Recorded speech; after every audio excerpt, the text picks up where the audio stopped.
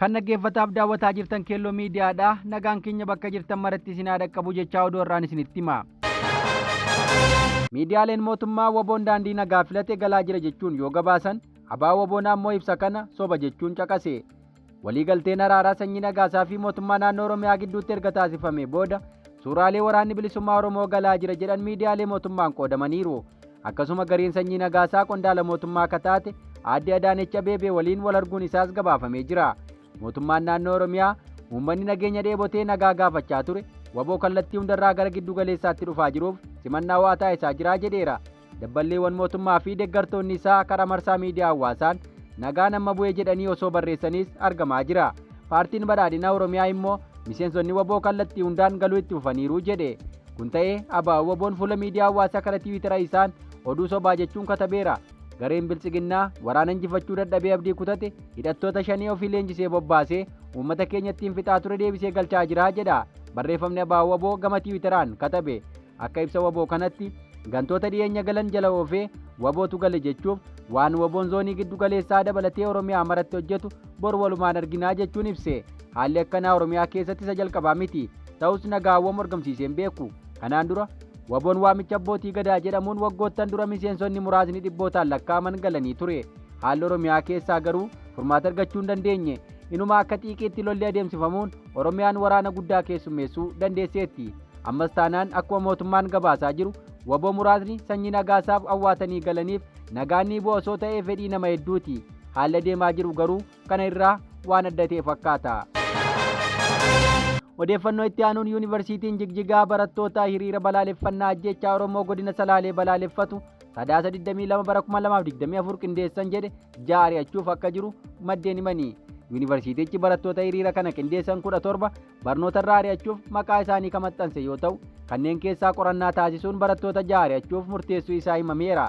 Barattoonni yuunivarsiitii Jigjigaa akkuma barattoota yuunivarsiitiiwwan biroo ajjechaa suukanneessaa fi yakka waraanaa namoota nagaa irratti raawwatu akka dhaabbatu, yakkamaan akka seeratti dhiyaatu, mirgi nagaan jiraachuu lammiilee akka kabajamuu fi humni finxaalessi faannoo Oromiyaa keessaa akka ba'uuf hiriira ba'uun gaafatan ka jedhan maddeen. Garuu bulchiinsi yuunivarsiitii Jigjigaa gaaffii mirgaa barattoonni gaafatan cinatti dhiisuun barattoota ari'ataa jiraachuu himaniiru.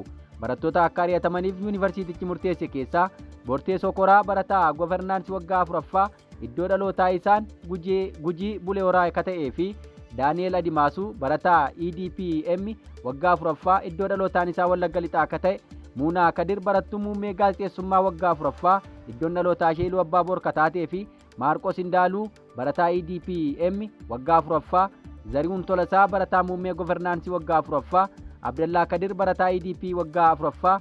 Barattoonni 11 ammoo guyyaa 3f kaaffee barattoonni itti nyaatan akka qulqulleessan itti murtaa'u maddeen himanii jiru. Gochi yuunivarsiitii Jijjigaa barattoota gaaffii mirgaa gaafatanii fi ajjechaan lammiilee nagaa irraa akka dhaabbatu gaafatan irratti raawwataa jiru fudhataman qabu ka jedhan barattoonni yuunivarsiitichaa ajjechaan lammiilee nagaa irraa haa dhaabbatu jechuun yakka miti jechuun yuunivarsiitiin Jijjigaa murtee kana keessa deebi'ee akka ilaalu gaafatanii jiru. Oduu keenya itti aanuun Somaalilaandii fi Ameerikaan marii tumsa walootaa cimsuu isaanii dhaga'ame. Bulchiinsi dhiyeenya kana filannoo pirezidaantummaa gaggeessite Somaalilaandii fi Ameerikaan marii tumsa waloo cimsuu irratti xiyyeeffate gaggeessaniiru. Jilli Ameerikaatti ambaasaaddara Somaaliyaa Riichaard Yaayilii fi koomaandara humna waloo Afrikaa bahaa Meejar Jeneraal Birhaantii Kaashmaaniin durfamu pirezidaantii haaraa Somaalilaand waliin Hargeysaatti mari'ateera. Marii isaaniin jilli Ameerikaa kun filannoo pirezidaantummaa Somaalilaand gaggeessite dinqisiifachuun pirezidaantii haaraa Somaalilaand ta'uun kan filataman Abdurrahmaan Mohammed Abdullaahi yeroof ergaa baga gammadanii dabarsaniifii jiru. Somaalilaand nageenya baha Afrikaa mirkaneessuu fi hariiroo Somaalilaandii fi Ameerikaa gidduu jiru caalmaatti cimsuuf mariin gaggeeffamuu ibsamee jira. Abdurrahmaan Mohammed Abdullaahiin gama isaaniin jila Ameerikaa waliin marii ardichatti nagaaf tasgabbii mirkaneessuu fi diimokiraasii babal'isuu irratti xiyyeeffate taasisuun gama miidiyaa hawaasummaa isaaniin ibsaniiru. Mariin kun ergama Somaalilaandii fi Ameerikaa kan mirkaneessu ta'uu Hoorni Dippiloopimentii gabaasee jira. Oduu keenya dhumaatiin Naamibiyaan pirezidaantii dubartii jalqabaa filatte.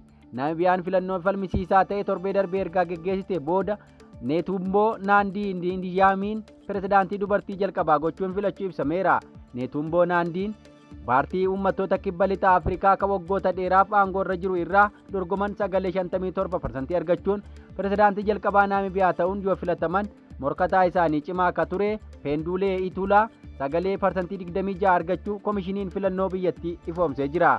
Neetumboon baatii guraandhalaa darbee irraa eegalee itti aanaa pirezidaantii ta'uun tajaajilaa akka jiran yoo ta'u jaarraa walakkaa akka ta'uuf mana hojii mootummaa keessatti hojjetaa turaniiru. Bu'aa sagalee ibsamee hordofuun Feenduuliin Ituloo paartii isaanii bu'aa filannoo kenname akka hin fudhanne ibsanii jiru. Kanarraa akka ka'e paartileen mormitootaa harki caalaan isaanii bu'aa filannoo kana akka hin fudhanne magaala guddoo Wiindook keessatti ba'uun hiriira mormii dhageessisaniiru. Egaa dhaggeeffattoota keenya odeeffannoo irraaf qabanne kana fakkaata.